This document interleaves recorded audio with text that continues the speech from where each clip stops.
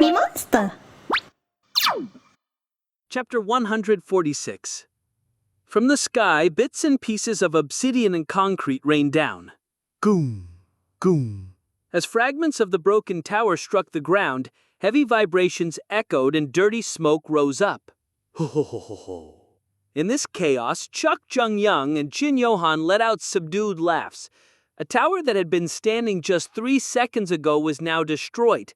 To top it off, it was a single arrow that caused this catastrophe. The two of them couldn't be more satisfied. Looks like we made the right choice. See, I told you. My eyes are never wrong. Now it was up to them. Chuck Jung-young equipped his gauntlet, and Jin Yohan held up his spear. Then they walked into the chaos of the destroyed tower. Don't forget, we're only killing the executives. Boss is watching. I know. Oh, look, there's one there. Chuck Jung-young quickly found a target. He had jumped down from the crumbling building and landed lightly. Chuck Jung-young wasn't sure who he was, but his gut told him the man was an executive. Chuck Jung-young gathered strength in his feet. His muscles bulged, and he shot forward. Puh! As he kicked off the ground, a small crater appeared where he had stood. His leap was like a cannon firing. What? Got you! Chuck Jung-young grabbed his head and slammed it onto the ground. His bones broke instantly as his head was crushed by Chuck Jung-young's sheer strength. Immediately after his first kill, Chuck Jung-young straightened and flashed his fierce eyes. He was like a predator searching for prey. It didn't take long.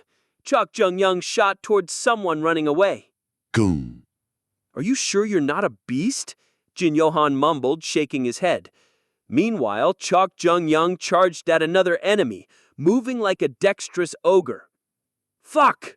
Who is he? At that moment, a man's shout reached Jin Yohan's ears. He turned toward the sound and saw a Caucasian man in his early 30s, pointing at Chuck Jung-young. He recognized him. Hatred's End, Executive Number 3, Slavin. Soon, Slavin also noticed Jin Yohan. Jin Yohan smiled brightly, pointed his spear at Slavin, and shot forward. Damn it! Slavin drew the sword at his waist. His sharp blade met Jin Yohan's seemingly simple spear strikes. Crack! Although it seemed like a light clash, the result was overwhelmingly one-sided. Jin Yohan's spear crushed Slavin's body and sword. Instantly changing to a weight of 10 tons, Jin Yohan's serpent spear crushed Slavin with its weight alone. I got one, Jin Yohan reported with a smile. I contacted Khalifa as soon as I finished my duty. Khalifa appeared quickly and opened a portal, and I returned to Chameleon Troop's hideout. The hideout looked much different than when I first arrived. Only 2 weeks had passed since I started the remodeling, so I wasn't even done with 10% of the project. However, just the fact that the cave was now separated into rooms made it much better. To put it simply, I turned the cave into a domed-like structure with a central lobby. The dome had doors leading to each member's room, a workshop, a research lab, and more. I'm back. Good work. Boss was sitting on the only couch in the lobby. You did well. The other members will take care of the rest. Boss smiled as she spoke, and I smiled back. Then Boss suddenly made a shooing gesture with her hand. Now move. Pardon? Behind me, Durin's video is being projected. Inside, Jin Yohan and Chuck Jung-young were in the middle of a battle. Ah, yes. It didn't feel right sitting next to Boss, so I went behind the couch. Boss's head was right in front of me. Looking from a distance, I noticed that Boss's hair was quite disheveled, with a few spiky splits as well. An unbearable urge arose in my heart. It was the side effect of Aether's aesthetics greed. But Boss, do you want me to comb your hair a bit? Hair? Yes. No! It'll feel good. I'm fine. But I'm not. I transformed Aether into a comb and pulled Boss's long hair back. Before she could resist, I put the comb to her hair. Didn't I tell you? I don't need. Yeah. Boss stopped talking and hummed joyfully. She should be feeling pleasure that was hard to resist. Not only was the Aether comb 100 times better than most combs, but my dexterity gift let me know exactly how to move my hands to make her feel good. Boss let out a satisfied hum. I smiled. Soon, Boss was totally relaxed, her eyelids twitching whenever she felt a strong pleasure. After combing her hair for about 5 minutes, I tied it up into a ponytail. There. Boss opened her eyes. She looked at me somewhat unsatisfied, then let out a dry cough. You don't have to do this to show me your loyalty. No, I'm doing it because I want to.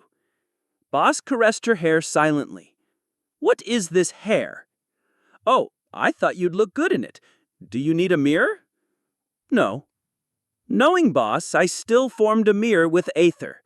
Boss carefully looked at herself in the mirror, turning her head here and there, and stared at her wagging ponytail as though she found it interesting. Then she suddenly twisted her head back. Oh, little apprentice, when will you officially enter Geronimo Mercenary? Oh, right. For my disguise, I requested to become a member of Geronimo Mercenary. The official reason for my dropping out of Cube was to become a mercenary. Plus, doing missions as a member of Geronimo Mercenary would surely help me gain SP as well. Let's set the date to March next year. All right, I'll let Jane know. Thank you. Soon, Fenrir will join Geronimo Mercenary. He will be a gunner, and his specialty will be djinn assassination and monster hunting. Anything else? Jane will certainly take care of it. The international organization in charge of hero affairs, the Hero Association. The Hero Tower, their headquarters in Gwangjamun, Seoul, is the tallest building in the world at 900 meters. Temple of Justice meeting room. The Hero Association, called the Foundation of Modern Human Civilization, was separated into 15 departments. Among them, the one tasked with the most dangerous and important duties was the Temple of Justice. I'm here. Geez. Naturally, only the most elite members of the association could become members. Today, a roundtable meeting was planned for the group. Where is everyone? Aileen, one of the members of the Temple of Justice, grumbled with her arms crossed. No one could blame her. Even at a roundtable meeting, only 4 other members had shown up. The other 8 were busy with their own missions. Good morning, Aileen C.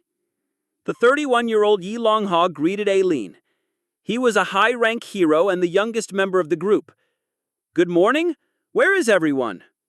Didn't you hear what happened in Southwest Asia?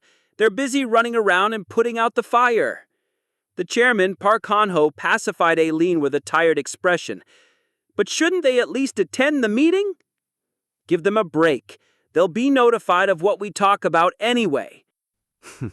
They live in Seoul anyway. Also, why couldn't they send me there instead? I'd only need a week to solve everything. Aline had a lot to complain about. She was displeased with her role as a hero. In moderately dangerous incidents, she was kept out, being told the Hero Association needed a trump card. In less dangerous situations, she was kept out, being told a guillotine shouldn't be used to behead a chicken. Although everyone agreed she was one of the strongest members of the Hero Association, she had only been deployed 5 times in the past 5 years. Like we always say, you're our ultimate weapon. Wait, Aline, did you get taller? Eh? Park Han-ho tried to appease Aline with sweet talk. You're doing this again. I'm 31 years old now, you know. No, I'm not making it up. Maybe your bones just got longer. Bones? Maybe? No. Park Han-ho tensed up with nervousness, so the day finally came when telling her she got taller didn't work. Maybe it's because it's morning. You know, they say you're taller 2 to 3 centimeters in the morning. However, Aline's expression was honest. Her trembling lips declared to the world that she was extremely pleased at the moment. No, I think your bones really got longer. Didn't you say you stopped wearing high heels recently? Maybe that's why. Do you think I'm stupid?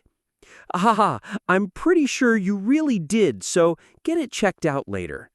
Clearly appeased, Aline sat down without further complaint. Now, let's start the meeting. Yes. Hearing Yi Young-ha's enthusiastic shout, the fourth hero in the room, Nicholas, woke up from his sleep. Why are you always sleeping? Aline blurted out in disappointment, but Nicholas only laughed leisurely. Maybe that's why I'm tall. Aline gritted her teeth without replying. Now, quiet down. Yesterday, around 8 p.m., terror incidents simultaneously broke out in Pandemonium. Holographic pictures shot up from the round table, showing destroyed buildings and corpses. As you can see, an entire tower was obliterated, and Hideout was destroyed. Isn't it good that they're fighting among themselves? No. Park Han-ho shook his head at Aline's words. Then he played a video taken last night in Pandemonium. Shoong! An arrow flew across the sky like a shooting star. The sheer strength of the arrow warped the atmosphere as it passed through. Quang! A single shot obliterated a tower. Yi Young-ha dropped his jaw in awe, and Nicholas widened his eyes slightly. Wow, amazing. Aline applauded, though she was clearly being sarcastic. If it were Aline, she could obliterate a building even with her eyes closed. This isn't the important thing. Look at this picture. Inside the picture shown by Park Han-ho, a man stood on top of Pandemonium's clock tower. Is he an assassin? The man was clad in black, wearing a hooded cape that resembled an eagle and a mask that covered his mouth. In his hands was an elegant black bow. It looks like he's a new member of that group. Aline's face stiffened. Even the Hero Association only knew this mysterious group as that group. Park Han-ho, the chairman of the Temple of Justice, had been chasing them since he was 20, and even Aline had a history with them. A new member? Yep, you've seen this before, right? Park Han-ho put up another picture. A black symbol was engraved on the ground. Aline recognized the lotus symbol. Yeah, 7 years ago. But I don't think they're the same person. That's why he's a new member. Click! Aline suddenly snapped her fingers. Okay, leave the investigation to me. I'll look into them. Huh? No, you don't really need to do it yourself. No, I have to. We drew the last time we fought. What? I met him. About 8 or 9 years ago. What? Park Han-ho pressed his forehead and sighed. Why haven't you said anything until now? Well, it looks like he's a different person anyway. Even if he's not the same person, if he's the old one's replacement, he should be just as strong, right? Aline grinned and spoke with magic power infused in her voice. So give me those files. Didn't I tell you not to use that on me? Park Han-ho's arm moved under Aline's speech. He didn't resist. He could if he wanted to, but that would only make things more exhausting. Thank you. Whatever. Wait, where are you going? The meeting isn't over yet. As soon as Aline got what she wanted, she scurried out of the meeting room whistling. In the blink of an eye, July arrived. Under the blazing sun, springtime had long since evaporated. Chirp, chirp. Birds chirped, and a clear sky and hot breeze signaled the start of summer. Cube had just finished its first semester, and cadets were full of energy now that finals were over. Many things had happened in the past few months. First, most of Cube's executives were pressured to resign after the previous Jin invasion incident, and a few were even put on trial.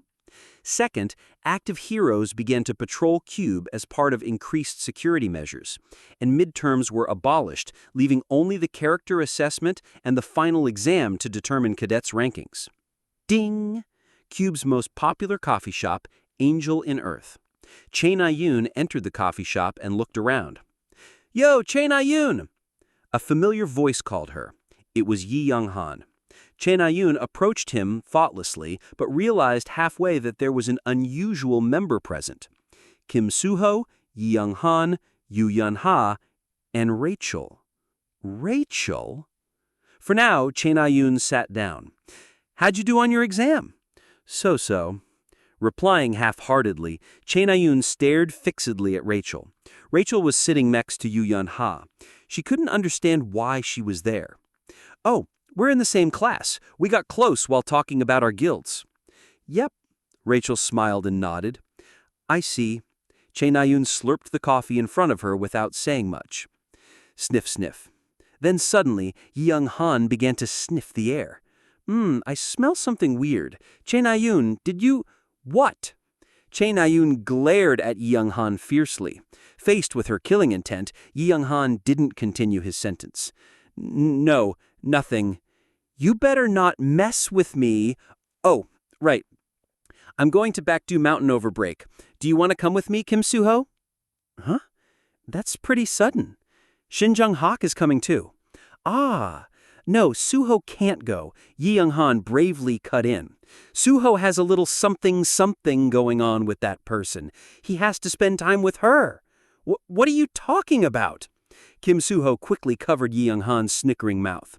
However, Chae Na-yoon only stared at them emotionlessly. Feeling awkward, Yi Young-han and Kim Soo-ho scratched their necks. What? Having fun? So, are you coming or not? Kim Soo-ho hesitated. Yoon Sung-ah had called him last week, and they'd been talking frequently since then.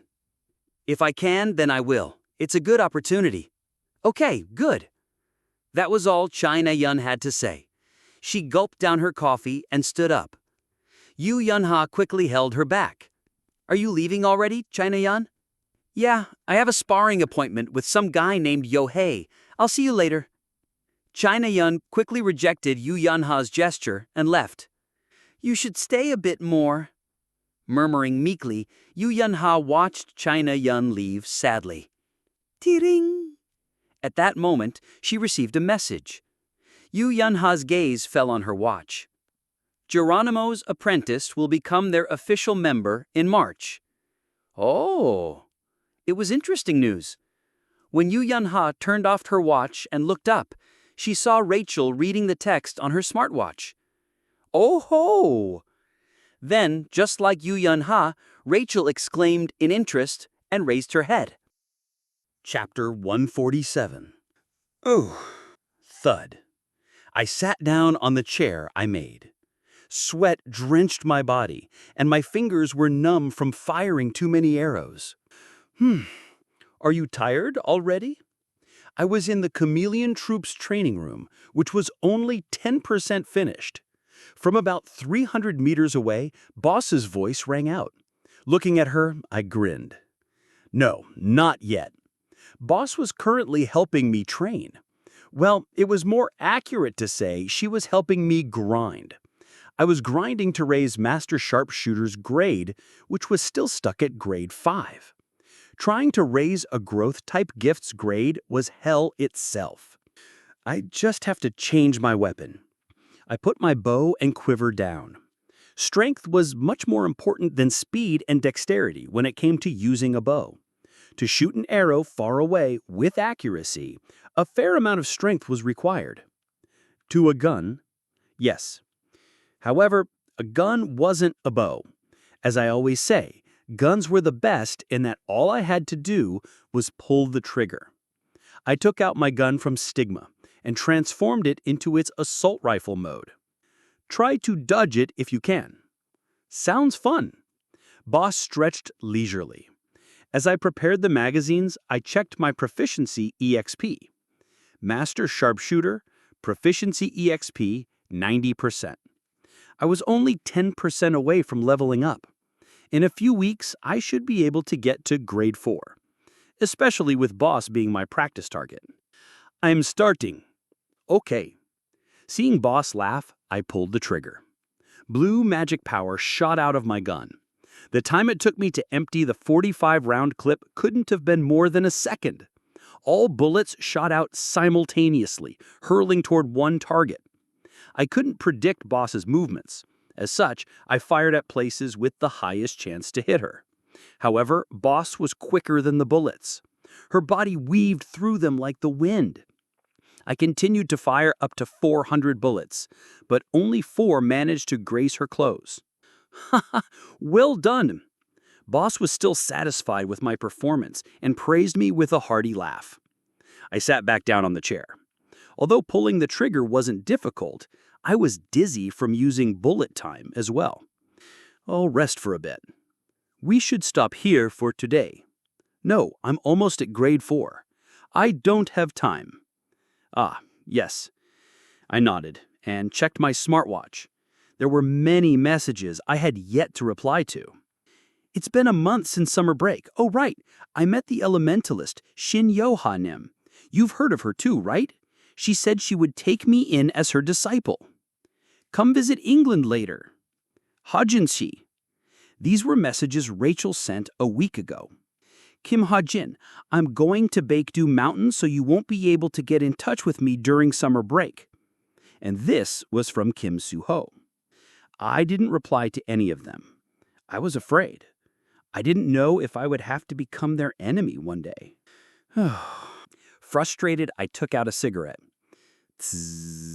Since I used up Stigma's magic power, I lit it with a lighter. Boss, who was looking at me with interest, asked, "Why do you keep smoking?" Pardon? That. Cigarette. Am I the only member who smokes? Boss nodded. It made sense. They probably enjoyed drinking more than smoking. But there was one person who used to smoke. Oh. I tilted my head. Used to smoke. In truth, I didn't know much about the Chameleon Troupe. Because I only listed out their members, I didn't know their history. Is he a previous member? Yeah. He said it was a habit from before he got strong. Ah, it's the same for me. I went with the explanation Boss gave. Then Boss looked at me for a moment and murmured softly, "You sure have many similarities." Then she let out a deep sigh. Pardon? Nothing. I'm going back to my mansion now. Ah, yes. Take care. Oh, right, Boss. Suddenly, remembering the furniture I made yesterday, I held her back. What is it? I put a bed in your room. I don't need it. I'm not fond of beds. However, Boss firmly declined and left the training room. The door shut heavily. Let's see. I peered through the closed door. Boss was heading to the portal, but she slowed down little by little until she stopped in front of the portal. After glancing back at the training room's door, she stealthily changed course. Her destination was a room signed Boss's Room. Boss made it look like she went inside the portal. Then, shh, she entered her room and jumped on her bed. With a satisfied expression, she rolled around on the soft bedsheet. I canceled the 1,000-mile eye's vision. Then I turned on my smartwatch to see what was happening around the world. Trending. 1. Kim Hwan-ho. 2. Yi Hyojin. 3. Yoon Sung-ah. Yoon Sung-ah. A name caught my attention. Yoon Sung-ah appointed as the guild leader of Creator's Sacred Grace. I will give my all for the benefit of the guild and the world. As expected by Yoon Sung-ah, she chose to charge through the obstacle directly. I read the article about her appointment with a smile. 2026, August 21st. Even at night, Baekdu Mountain's sky was lit up with numerous stars. At the same time, tens of thousands of magic spheres were lighting up the surroundings like fireflies. Whew, that felt great. In this picturesque scenery, Kim Soo-ho walked outside after taking a bath. Although he looked at his wrist out of habit, smartwatches didn't function in this place. Kim Soo-ho smacked his lips and headed back to his room. But suddenly, a strange odor came down on his head, followed by an acrid gray smoke. Kim Soo-ho slowly raised his head. Huh? On the balcony of the girls' lodging, he saw a girl smoking a cigarette. She was looking up at the sky with melancholy eyes while letting out puffs of smoke. The girl was Chae Na-yoon. Caught off guard by this unexpected sighting, Kim Soo-ho only stared at her in a daze. Then, while Chae Na-yoon was flicking the ashes off her cigarette, their eyes met. "What are you doing here, Kim Soo-ho?" "Me? Well, anyway, since when have you been smoking?" "Ah? Well, you don't need to know that. It's not good for you. It doesn't look good either. I only smoke 3 a day anyways. So why don't you just quit?" Suddenly, Chae Na-yoon frowned and shot back. "Shut up if you don't know anything." "What? Is that something you should say to a caring friend?" "Shut up. I'm angry that you beat me up today too." Kim Soo-ho scratched his head. In today's duel, Kim Soo-ho thoroughly crushed Chae Na-yoon. He thought that would be better for her. "How the hell am I supposed to beat you?" With a deep sigh, Chae Na-yoon put her cigarette out and threw it into a portable ashtray. "At least she doesn't litter," Kim Soo-ho smirked. But then Chae Na-yoon frowned and shot back. "Hey." "What?" "Fight me tomorrow too." "Sure." "Don't go easy either." "Of course." Seemingly satisfied, Chae Na-yoon smiled. "Then I'm heading back." "Yeah, good night." "Yeah." She waved her hand and walked back into her room. But even after she left, Kim Soo-ho remained standing in the same spot. Eventually, he let out a deep sigh. Feeling frustrated, he looked up at the sky. Baekdu Mountain sky was full of stars. They must have broken up for real. Rano B. That was Kim Soo-ho's best guess. 2026, December 17th. Time flew by, and the final day of CUBE's second year arrived. All cadets were gathered at the auditorium for the closing ceremony. In CUBE, the second year was the last year in which cadets received training. Starting from March, once their rankings were finalized today, they would be participating in real-life field training.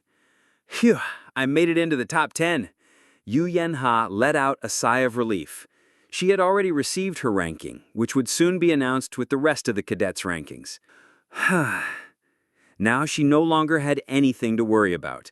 Stretching her arms, she glanced at the seat next to her. Beep, beep. Chae Na-yoon was busy playing a mobile game. Since it looked like she wasn't interested in talking to anyone, Yu Yen-ha strained her ears to eavesdrop on other nearby cadets. "Oh, I'm so jealous. You're going to Desolate Moon." "Yep, I'm going to work my ass off." Field training was structured as such.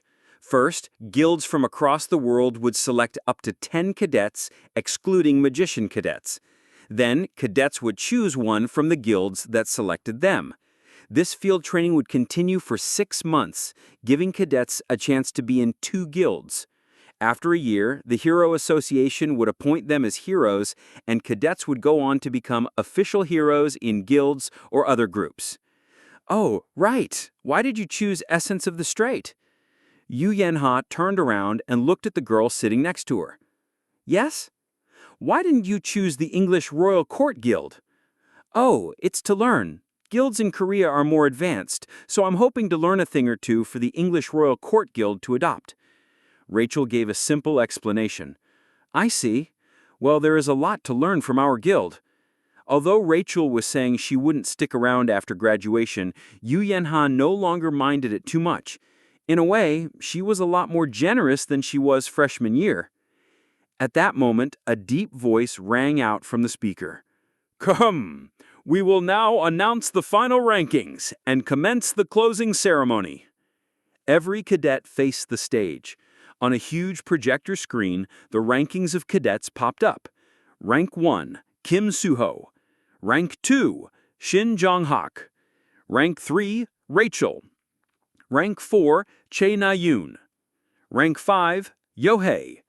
Rank 6, Shen Yuan. Rank 7, Yu Yen-ha. Rank 8, Lee Young-han. Rank 13, Lee Ji-yoon. Rank 14, Kim Horak. Rank 33, Hazuki. Rank 48, Jin Hosung. God damn it, I'm rank 4 again? Because of theory. Chae Na-yoon immediately grumbled. Although Rachel was a rank above her, Chae Na-yoon showed tremendous growth in the second semester. Looking only at combat training results, she rivaled Kim Soo-ho. Yu Yanha stared at Che Nayun and carefully asked, Nayun, I heard you're going to Baekdu Mountain again. Huh? Oh, yeah, sorry, I won't be going to Essence of the Strait. Che Nayun decided to go to Baekdu Mountain rather than participating in the practical field training. A special exception had been made thanks to Yu Shi-hook's recommendation letter. Don't overwork yourself. I won't. Once I go, I won't come down for 2, maybe 3 years, so save me a seat. You're coming to our guild? Yep. Yu Yanha should be happy, but she couldn't smile.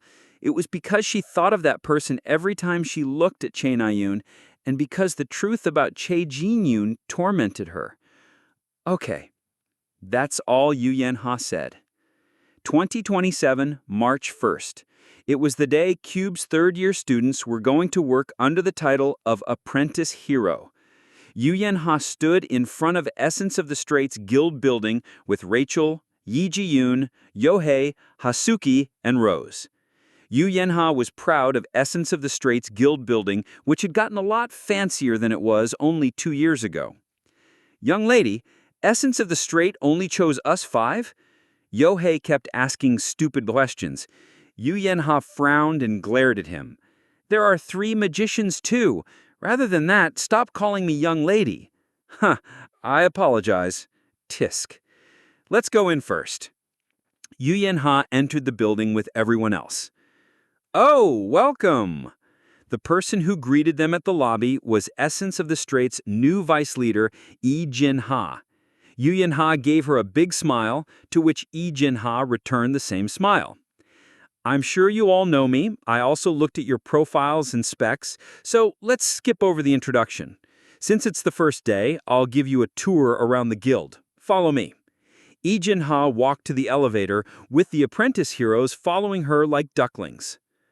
Lounge. They first stopped at the second-floor lounge. There were 30 of the most recent virtual reality gaming capsules, 50 supercomputers, and over 100 tablets containing tens of thousands of books and all sorts of training and sports equipment. Yi Jin-ha proudly opened the door to this world-class lounge. This is the lounge we're proud of. Why are there so many people here? However, there were more people inside than usual. At least 50 people were crowded around one computer monitor. Hey, it's working hours, you know. Vice Leader, come here. A new mercenary joined Geronimo. Geronimo? Really? Yi Jin-ha's eyes widened, and she quickly joined the crowd. What do we do? Having lost their guardian, the apprentices exchanged worried glances and stealthily walked closer toward Yu Yanha. Phew. Yu Yanha led the ducklings to Yi Jin-ha. Then she looked at the monitor with everyone else. Geronimo's new mercenary. Are you troubled by the large number of monsters? Then call this mercenary. With satisfactory speed and assertive power, he will slaughter the monsters. Code name, Fenrir.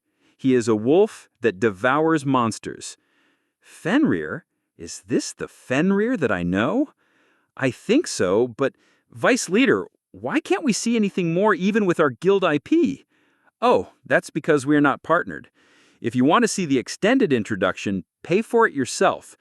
You know that costs 100 million won. Geronimo's special website required money for even the tiniest information. Without a membership, one couldn't even access the website, and Geronimo's membership wasn't something one could buy with just money. Even with the membership, one had to pay money to individual mercenaries to view their information. Although Essence of the Strait purchased a membership, because they didn't purchase the individual information listing, they couldn't view detailed information on Geronimo's members without paying for it. Yu Yanha sneaked away to the back of the crowd and turned on her smartwatch. After accessing Geronimo's website and quickly paying 100 million won, she opened the cinematic trailer showing the new mercenary's specialty and strong points. What was shown on the video was a beautiful and artistic rain of bullets. As she had seen it before, Yu Yanha's eyes widened. At that moment, she received a message. "Hit me up if you want to employ me." It was from Kim Hajin. Chapter 148. The introductory cinematic trailer was conceptually simple. With imposing music in the background, a desolate wasteland appeared on screen. Tap, tap. Soon, clear footsteps rang out, and a man stood atop a desert hill. Although his face was covered, his jet-black armor and cigarette left a powerful impression. Next, the man spat out his cigarette and raised an assault rifle. The camera angle shifted, showing several hundred monsters of all ranks and types rushing toward him. Click! A magazine snapped into the assault rifle, and the man aimed his gun forward. From the horizon, hundreds of monsters charged at him like a tidal wave. Do-do-do-do-do-do-do-do-do-do. Light flashed from the assault rifle. The bullets he fired took mysterious paths. Almost as if alive, they curved in all directions despite being fired in a straight line. The man fired mercilessly. Metallic sounds rang out as bullet casings hit the ground, yet he took not even a second to empty a clip and reload. The thunderous gunshots never ceased. Do-do-do-do-do-do-do-do-do. Leaving behind white trails of light, hundreds of bullets shot forward like shooting stars. This barrage completely decimated the fierce wave of roaring monsters. Soon, the desert fell silent. The video ended with the man sighing and looking at the camera. Behind him, the corpses of monsters were stacked like a mountain. Seeing the powerful ending, Yu Yanha got goosebumps. As expected of the world's greatest mercenary group, their marketing was spectacular. Of course, she had to admit it was a bit cringy. But when it came to PR videos, being cringy was better than being forgettable. I just saw the cinematic trailer. My fingers and toes are curled in. Although the man's face was completely covered, Yu Yanha could tell it was Kim Hajin. Kim Hajin quickly replied to her message. I just did what I was told. By the way, that wasn't scripted. We actually went to Africa to film it. Africa? Yep. More than half of Africa is dominated by monsters. Although northern Saharan countries like Morocco, Algeria, Tunisia, Libya, and Egypt were still under humanity's control, southern and sub-Saharan Africa are human extinction zones. The lands there belong to monsters, ruled only by the law of the jungle. Was it the northern or southern Sahara Desert? Northern, obviously. Monsters in the south are all strong. I guess you're right. Have you met the Monster Lord? Yu Yanha asked jokingly. All sorts of monstrous tales came from southern and sub-Saharan Africa. The most famous was the existence of a Monster Lord. According to the tale, there was a Monster Lord with intelligence rivaling that of humans, commanding equally intelligent subordinates. Supposedly, they would gather Africa's monsters and attack humanity. No, but you'll be able to see the Monster Lord yourself in 10 years. But how did you know about the Monster Lord? Yu Yanha laughed. Kim Hajin sounded serious, but he had to be joking, right? She changed the subject without much thought. Oh right, thank you for the ginseng you sent recently. Sent, you mean sold. It's the same thing. Thanks to you, we're almost ready to announce our new potion. It'll be Essential Pharmacy's official debut item. I'm sure it will shake up the field. Congrats! That means the stocks I have will go up. Oh right, call me when you're testing that potion. I'll do it for free. No, it's fine. While Yu Yanha was texting excitedly, enough that other apprentices were starting to get suspicious, Jinha returned. Sorry, I got distracted for a moment. She gave a bitter smile. Yu Yanha wrapped up her conversation with Kim Hajin and turned off her smartwatch. So, where were we? Oh yeah, guys, say hi to our new apprentices. Jinha turned and called out to the heroes at the computers. Oh, they're pretty cute. Good luck, kids. Hit us up if you need any help. You know we're rank 1, right? You have to work hard if you want to survive here. They each offered encouraging words to the apprentices. Of course, they didn't forget to bow discreetly when they met Yu Yanha's eyes. All right, let's go. The lounge will be packed today. Let's see. Let's go to my office. Jinha led the apprentices out. Meanwhile, Kim Suho and Younghan stood in front of Creator's Sacred Grace's entrance. Whoosh! A cold wind sent dry leaves blowing across the entrance.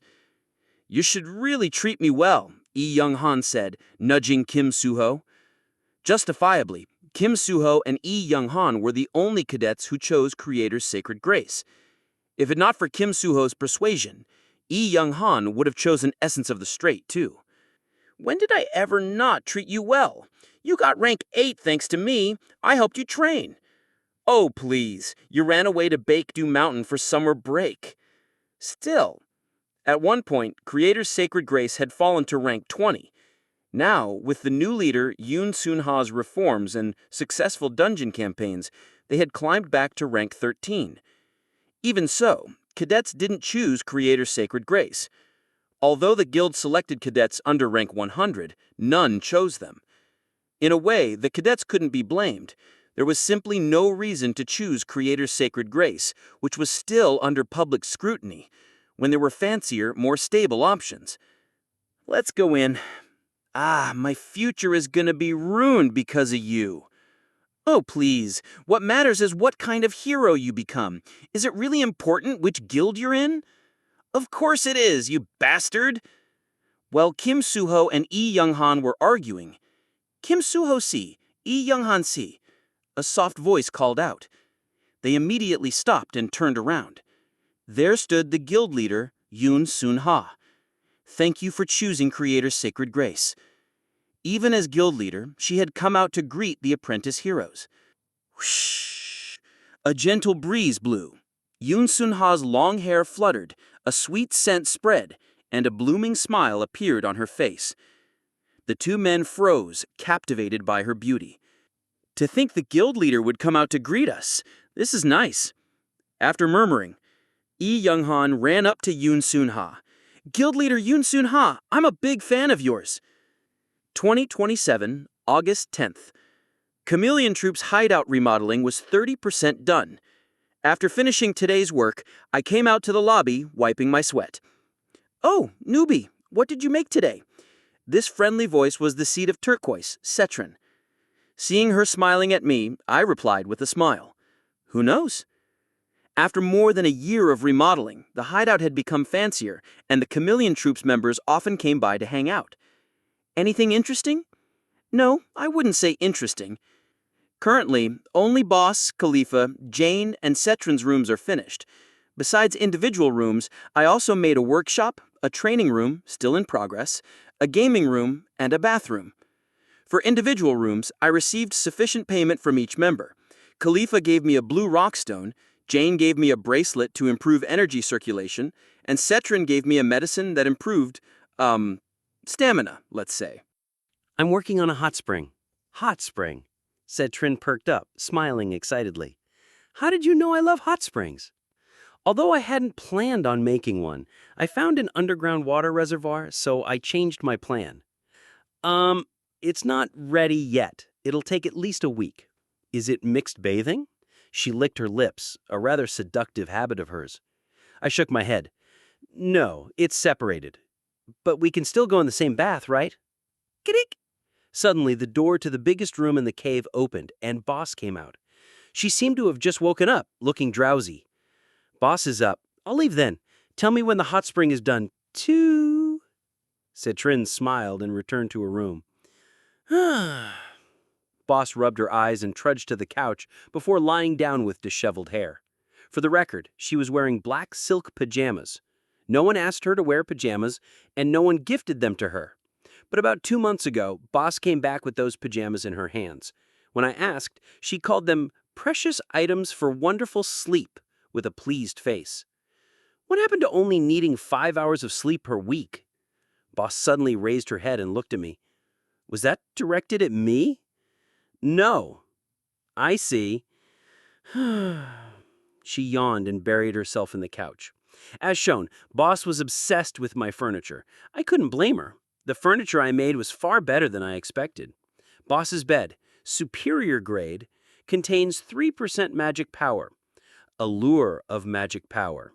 While resting in this bed, both mental and physical exhaustion will be washed away. Waking up in the morning on this bed will increase your perseverance by 0.3 point. Artistic design. This bed's beauty will make you want to lie down. Creator, Kim Hajin. With dexterity growing by the day, I could now make furniture containing magic power. In a way, was to be expected. Since I transformed Stigma's magic power into tools and refined magic power itself into furniture, it was only natural they contained magic power. The result was that the furniture I made were masterpieces. Look at those brilliant effects. Sleeping in that bed for just a day would wash away a week's worth of exhaustion. But what was more important was the final line, Creator, Kim Ha-jin. This meant the world acknowledged my furniture-making skills. If I kept making good items, my name itself would grant items beneficial effects. Though, of course, I'd have to work hard for at least 3 years. Newbie, Boss called me with her eyes still closed. Yes? My hair is itchy. She was clearly asking to have her hair combed. You should wait until you wash your hair first. It's itchy. Boss bobbed her head up and down. It's itchy, it's itchy. Seeing me hesitate, she started to throw a tantrum, bouncing up and down on the couch. It's itchy. All right, stop bouncing. Your hair will get messy. I walked over and began to comb her hair. Boss's hair was cleaner than I expected. If I hadn't just seen her wake up, I wouldn't have believed it. Ah, you're combing her hair again? At that moment, Jane walked out of her room. She seemed to have been reading, wearing round Harry Potter glasses. Ah, yes, she was asking for it. Pfft, look at Boss slumped on the couch. So cute. Oh yeah, newbie, have you read Violet Times? Violet Times? The newspaper? Yep, you're on it as one of their top 10 rookies to watch. It doesn't matter if you're a djinn or a hero, but you have to be debuted within the past 3 years to be on it. Jane opened a copy of Violet Times and showed it to me. Top 10 rookies to watch. Top 1, Pandemonium Arena's rising star, Red Death. Top 2, Korea's hero, Kim Suho.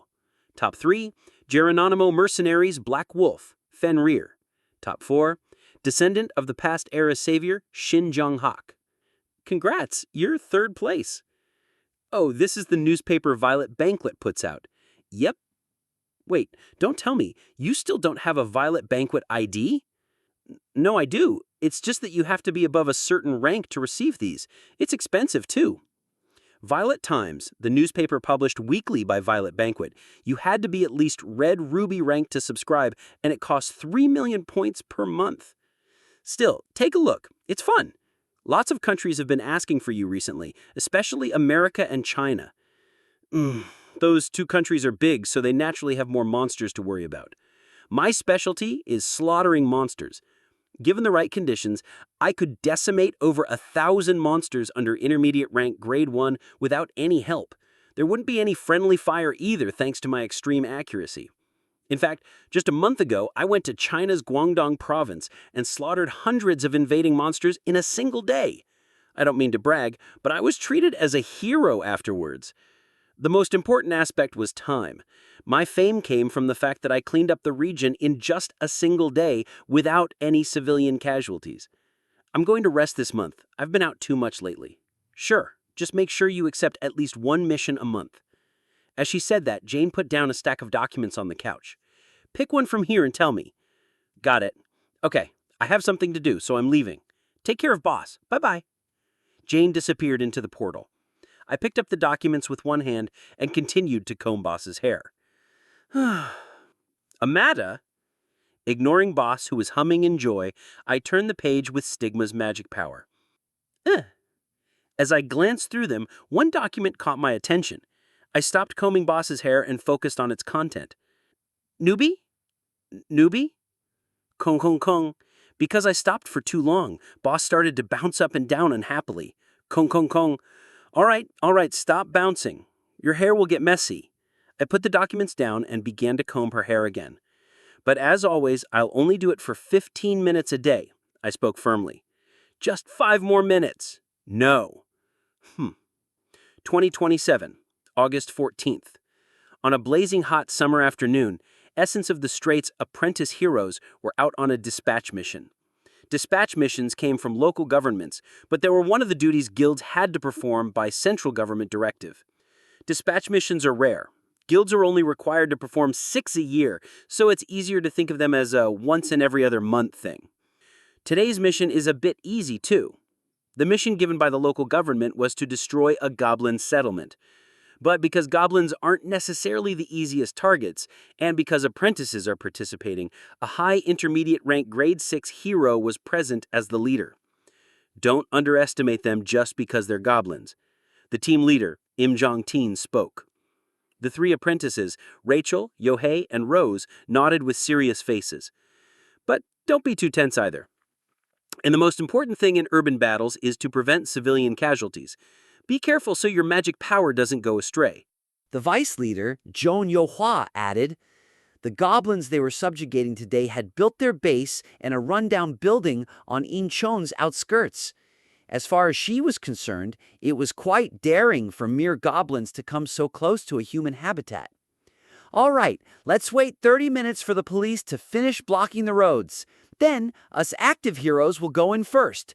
You apprentices can follow us slowly.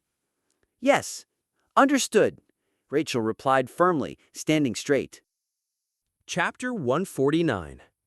Essence of the Straits dispatch mission team slowly entered the building that had become a goblin settlement. Cough, cough. The acrid fog inside the abandoned building stung Rachel's throat with every breath. With no other choice, she covered her face with magic power. How long has this building been abandoned to be in such a poor state?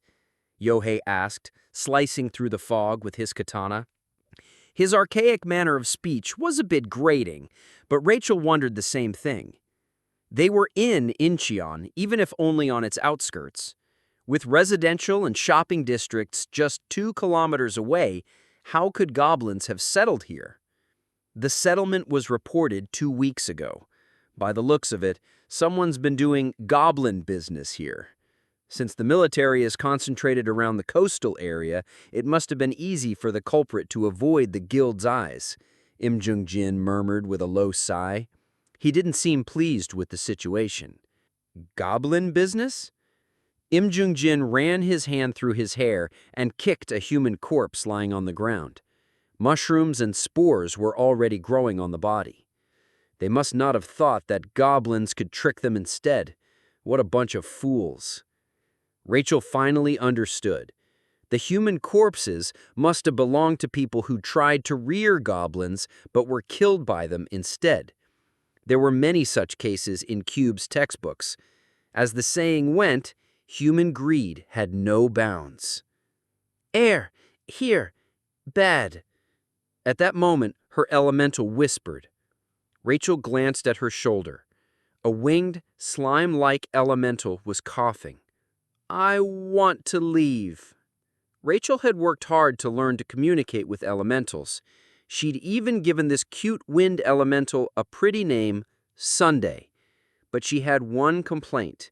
Sunday spoke in Korean, which didn't make much sense to Rachel, a native English speaker.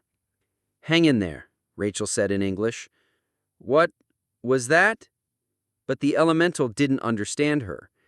Was it because her master, Shin Yohua, was Korean? Just hang in there.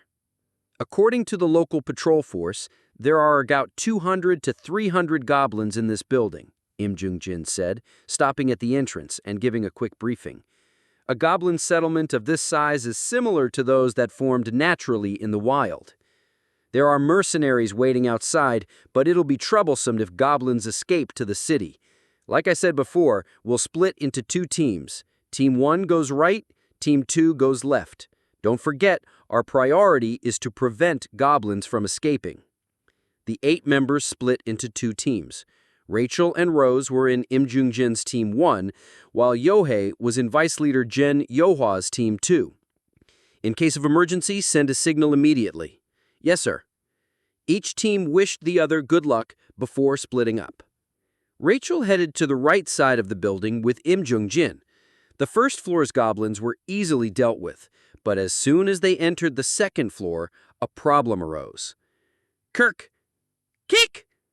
Dozens of goblins, as if waiting in ambush, suddenly rushed in and surrounded them. Front and flank, all handle the front, Im Jung-jin ordered. He drew his greatsword and sent sword waves flying, instantly cutting down 10 goblins. The real trouble was on the other side, where a group of goblins used their most threatening weapon, poisonous darts. Sunday. Rachel remained calm. No matter how threatening, they were just blow darts to her. Sunday unleashed a blast of wind, redirecting the darts. As the darts flew back at the goblins, they panicked. Rachel seized the opening and cut them down. Right side is done. Left side is done too. Thank you for taking care of the darts, Rose said. The two girls smiled at each other. Perhaps because they were both from England, they had become close friends. Good, well done, Im Jung-jin praised. Their first battle ended smoothly. They continued sweeping through the goblins in the second-floor hallway. Although the building was full of traps, Rachel's earth elemental, Okja, easily detected them.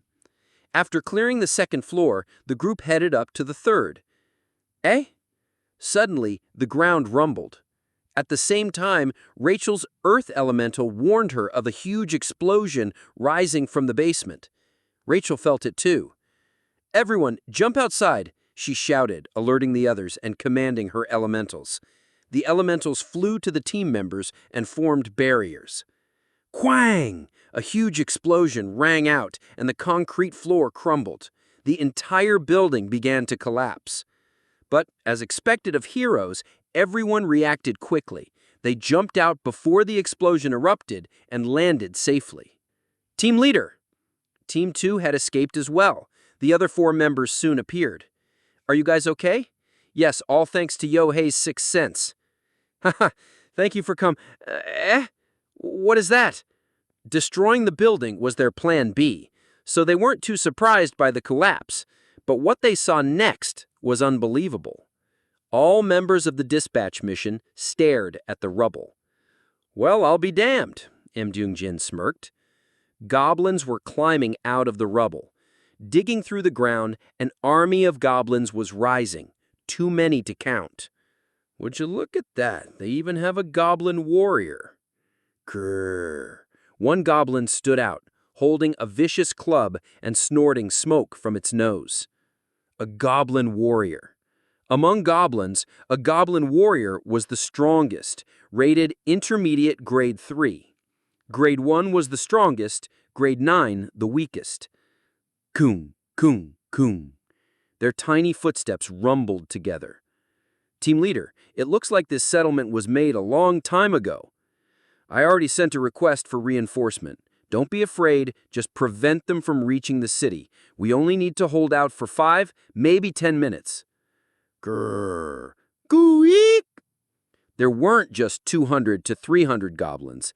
There had to be thousands. The team was completely outnumbered. Still, they didn't give up. They formed up to efficiently block the goblins from reaching the city. Grrr! As expected, goblin warriors led the charge. An especially strong goblin warrior rushed at Rachel. It was troll-sized, emanating a red aura.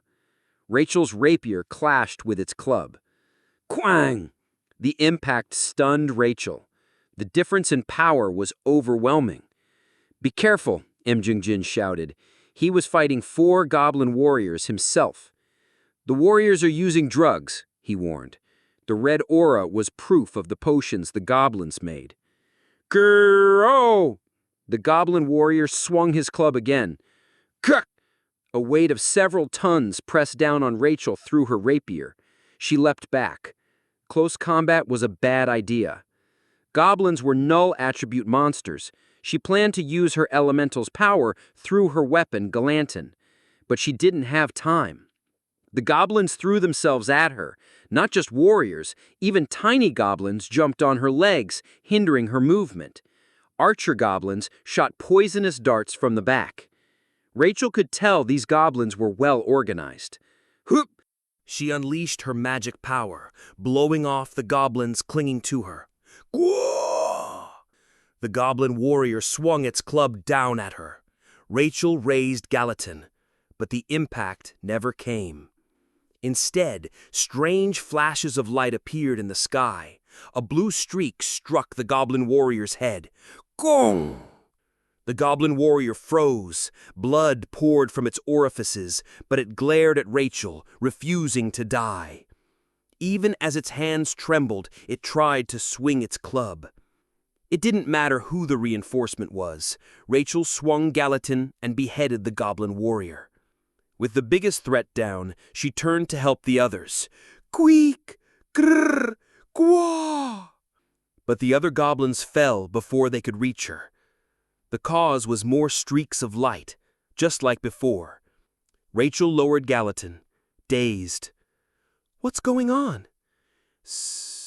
From the sky, blue raindrops began to fall.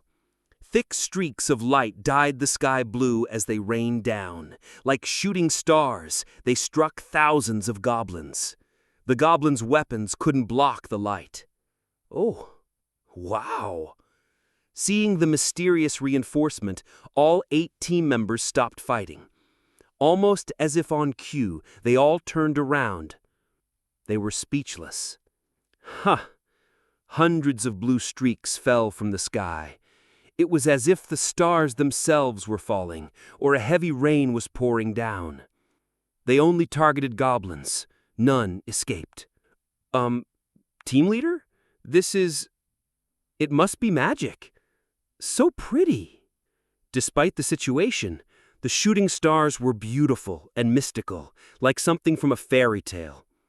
It must be the reinforcement team. Let's go. We can't just sit around. Looks like goblin warriors can withstand this attack. We have to finish them off.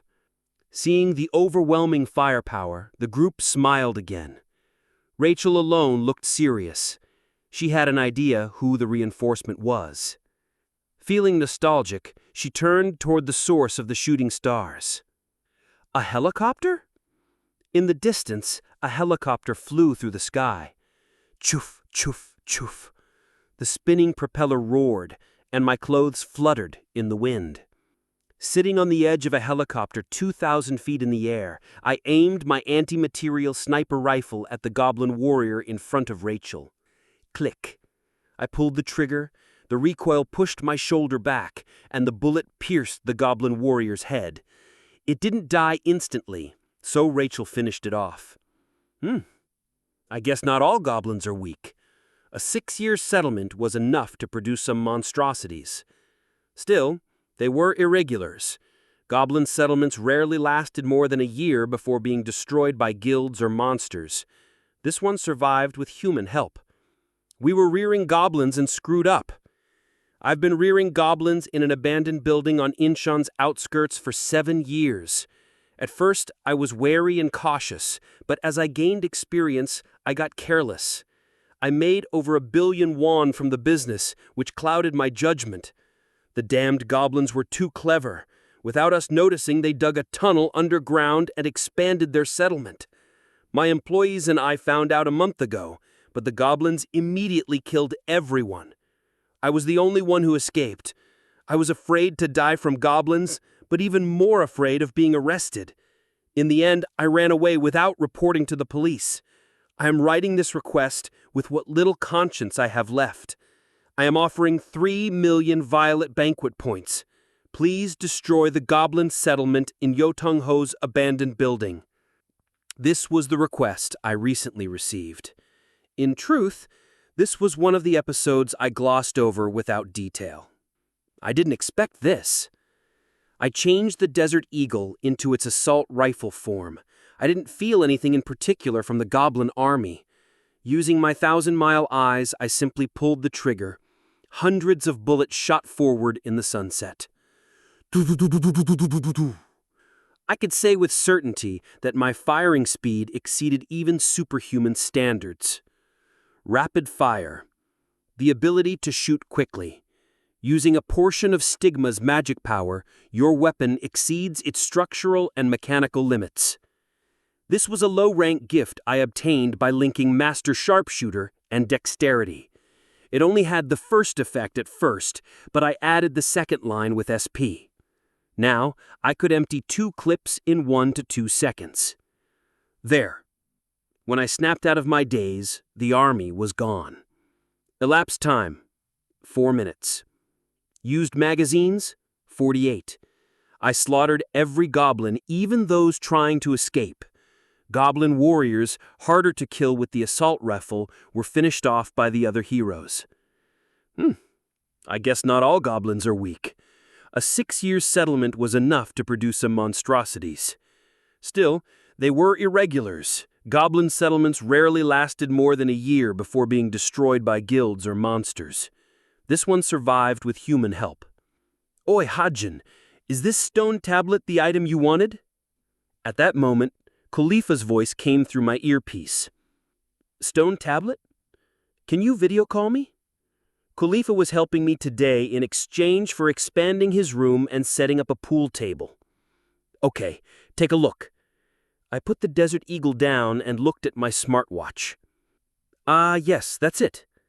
There are other things too. I'm grabbing whatever I can.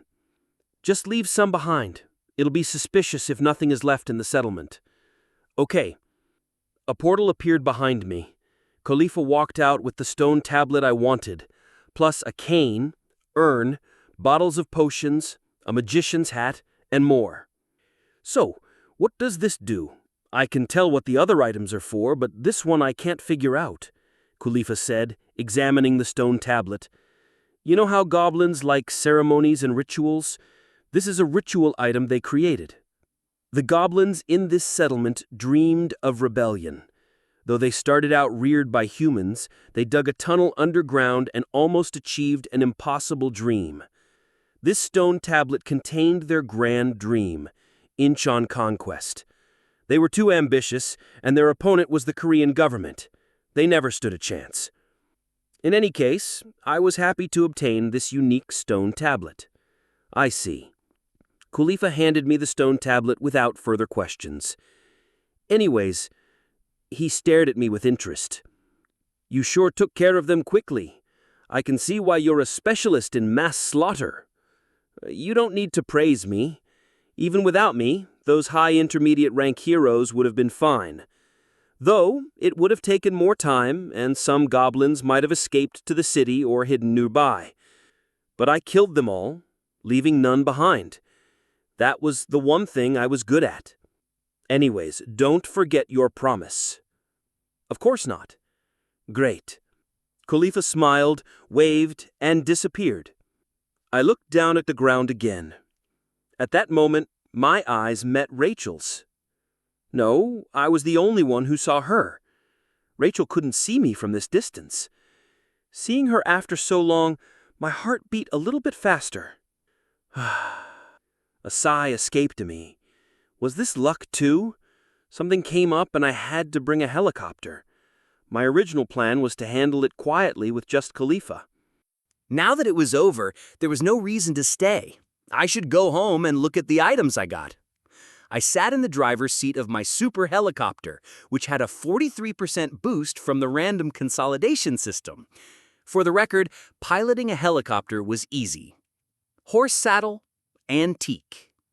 A horse saddle used by a nameless cavalryman 500 years ago. If you sit on this saddle, you will be able to handle rides better. The saddle I bought in Clancy Islet worked for every rideable object. A helicopter, of course, was one of them. Chapter 150. After returning my helicopter to Essential Armory, I went home. Standing in front of the door, I checked my dimensional couch again. Of the items Khalifa brought back, I decided to keep a few useful ones. Ceremonial magic hat. Low intermediate rank magic item. Improves spirit-wielding abilities, including rituals and ceremonies. Ceremonial ritual wand. Low intermediate rank magic item. Improves spirit-wielding abilities, including rituals and ceremonies. These two items stood out, as there weren't many items related to spirits. However, they weren't suitable for me. I planned to give them to a cute girl who was much better at wielding spirits and would look much better with them. Luckily, I knew just the person. Beep, beep, beep. I entered the password and opened the door. 4 apples grow from a tree, and there are 8 trees. Suppose apples are distributed among 16 people. As soon as I stepped inside, I heard an internet lecture. So that's why she didn't come out to greet me. A warm smile appeared on my face. I quietly entered the living room and glanced at the desk in the middle. 4 apples and 8 trees, so then you multiply 4 by 8. Evandel was wriggling her fingers, working on a math problem. Haeyoung was sprawled next to her, sleeping like a human.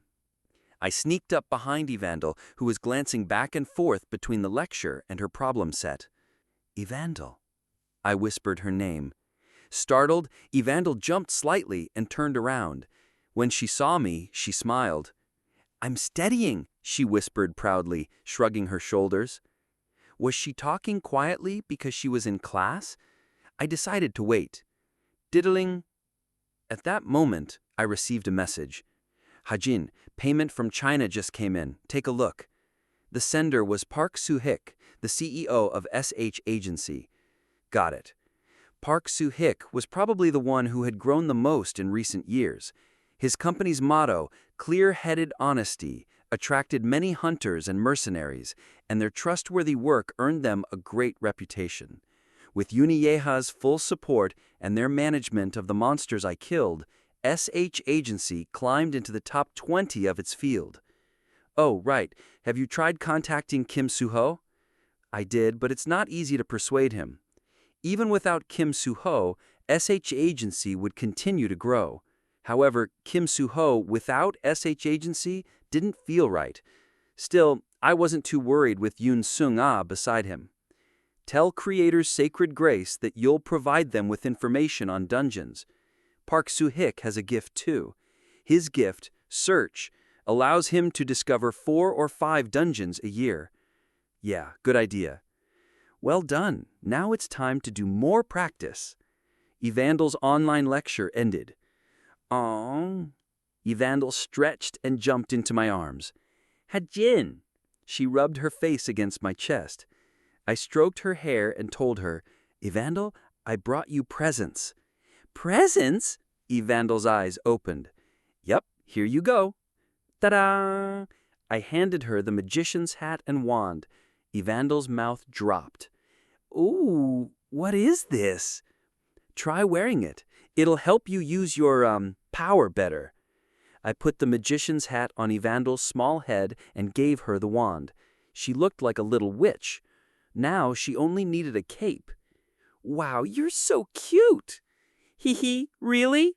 Evandel jumped out of my arms and ran to a mirror. Watching her, I fell into thought. Soon, a space for Evandel to practice spirit magic would be finished. I wanted her to train for at least 3 hours a day. Haeyoung, look, it's so pretty. She wouldn't hate it, right? For Evandel, spirit magic should be like playing with Legos. I should ask her later. 2027, October 3rd. As autumn trees changed color, I installed the stone tablet in Channeling Troop's hideout. What's that? After watching me with interest for a while, Boss finally asked, Our new employees. Employees? Yep. Goblin tablet. This was the main item I wanted from the Inchan Goblin settlement. Goblin tablet, magic vessel, flame attribute. A stone tablet containing the lifelong wish of goblins. Has the ability to permanently summon goblins. Summonable count. Goblin Shaman, 1. Goblin Normal, 3. Growth. Goblins can rank up and become specialized with experience. The number of goblins summonable will also increase. I wasn't sure if it was Eileen or Nicholas, but in the original story, the Goblin Tablet was used by an extremely lazy high-rank hero. This item was practical, but it wasn't much use at home, so I brought it to the Channeling Troop's hideout. What's that? Employees. Employees? Yep. My only flaw is with appraisal. To me, this just looks like a stone tablet with a goblin drawn on it. You're not wrong. I got it from the Goblin Settlement in Inchan. I see. I scratched my head. The Goblin Settlement incident from a month ago was reported worldwide. Since it happened in Korea, it caught a lot of attention. The videos taken by the mercenaries who ran away only made things worse. As a result, the name of Geronimos Fenrir rapidly spread, earning me a decent amount of SP. but since it wasn't impactful to the main story, it wasn't that much. Boss, you like coffee, right? What do you mean? Boss slowly shook her head. I don't like anything, especially when it comes to food. You're lying again. Lying? You're doubting your boss too much lately. Boss frowned and glared at me. I had no choice but to nod. All right, if you say so. Anyway, I am planning to make a mini coffee shop too. Coffee shop? Yep. One of these guys will operate it. They'll be in charge of the hot spring too. Boss tilted her head, still not understanding. I'll just show you. I infused magic power into the stone tablet. The tablet shone and spat out 4 lumps of light, which transformed into goblins. Oh-ho! Boss's eyes widened. Kruk, kruk. Nice to meet you. I'm your owner. Kruk, kruk. Be quiet. I'm going to assign you your jobs. I pointed at the smallest and quickest goblin. You're in charge of cleaning. Then I pointed at the goblin with the prettiest fingers. You're the barista. Grr. You'll be making coffee. I'll show you how later. I was better at brewing coffee with my dexterity skill, but honestly, it was too much trouble. Once Boss tasted my coffee, she'd get addicted for sure. Next, you're in charge of the hot spring. The third goblin would take care of the hot spring. And you're, a shaman. Keru. The last goblin was holding a wand, unlike the others. All right, you'll be the overseer for the other goblins. Since they were summoned creatures, they wouldn't rebel or disobey. Still, it didn't feel right to give a shaman the same work as normal goblins. Keru. The goblin shaman seemed happy as it laughed. Oh, right. If a magician comes by, help him. Keru. Chameline Troop had a magician too, Hirano Arashi, the seat of Brown. He was a master of destruction magic and stronghold creation. Oh-ho, this is interesting, Boss muttered, watching the scene. Can I order them around too? Of course. I'm their owner, but they should listen to Boss as well. Tring! At that moment, I got a call from Yu Yanha. Let me take this. Sure. Or you, come here. This is fun. Leaving Boss to play with the goblins, I went to my room. Hello? Hello? Yu Yanha sounded a bit thorny. What's up? Well, you see, I just saw your statement for this month. I felt a pang of guilt. 6,000 bullets and 3 drones? You used close to 1 billion won this month. It was more than I thought. But I didn't have a choice. To create magic bullets, I needed expensive mana crystals. Since I used hundreds of bullets per day, the cost was astronomical. I thought you said I could use however much I wanted. Well, that's true. To be honest, I don't mind too much. Then why did you call me? I just had a good idea. Do you mind if I use Fenrir's name for marketing? Marketing? Yep. Quite greedy, aren't you? How big are you trying to get? Isn't your pharmaceutical company going public soon, too? I am still far from being satisfied. Essence of the Strait was growing bigger every day. No, Yu Yanha was growing bigger. And not in a bad way. Essential Pharmacy's debut potion was a hit, and her other businesses were also promising. So what marketing? Nothing much. We'll just use your name for advertisement. You know, like saying, bullets used by Fenrir, and so on. Will that even be effective? Of course! Mercenaries surprisingly have clear role models. Once they pick someone as their idol, they tend to use everything he does. I see. Have your sales been bad recently? No, it's the opposite. Our bullet-making technology is improving, and the gun business is always profitable. Guns were the only weapon ordinary people could use to fight monsters. Of course, no one could match my firepower. I could add Aether to my Desert Eagle, which was already greatly enhanced through setting intervention. Well, go ahead. Thank you. No problem. I was about to hang up when Yu Yanha quickly added, oh right, I saw the video of you fighting in Incheon. You looked amazing. I'm hanging up. Even if it earned me SP, I felt uncomfortable being a hot topic. Don't worry, Nayun is in Baekdu Mountains, so she won't be able to see it. I flinched. No, it's not that. I'm hanging up now. I have to go somewhere. All right, have fun. You too. Tick. Yu Yanha hung up first. I stared at my smartwatch for a moment, then jumped into bed. 2028, January 1st. A New Year's sun rose. As usual, celebrations were held across the globe. Pandemonium also had an exciting event planned for the holiday. Fight Club. For this event, Pandemonium's famous 10,000 Demon Arena was completely open to the public. I'm surprised you're sitting here so peacefully. While chaos reigned on the ground level, the waiting room of the arena's demon rank warrior was peaceful. Hello? Are you going to just ignore me? What's the point in going down anyway? They're all trash. Jin Sayak muttered apathetically. Bell scratched his head and sat on the couch. He thought back to a year ago when Jin Sayak first announced her debut in the arena. At the time, Bell hoped she'd get crushed and learn humility, but his wish didn't come true. Instead, Jin Sayak crushed her way through the arena, gaining over 40 victories and earning a personal waiting room and the title Demon. Wait, you're reading a newspaper? Bell was surprised. Jin Sayak liked books, but never newspapers. If you're curious, take a look. Jin Sayak opened this week's issue of the Violent Times. Bell widened his eyes and read, Top 10 Rookies to Watch, New Year's Version. Top 1, Demon of the Arena, Red Death. Top 2, Follower of Michael, Kim Suho. Top 3, Slaughter Wolf, Fenrir. It was the Violet Banquet's rookie ranking. All candidates were strictly judged, and rankings were renewed monthly, so it was meaningful.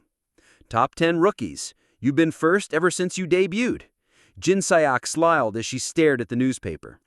Kim Suho's second. When Bell mentioned the second-ranked rookie, her face twisted with rage. Kim Suho, Kim Suho! She began to mutter his name angrily. By the way, can't you see the name below that? What? Below Kim Suho.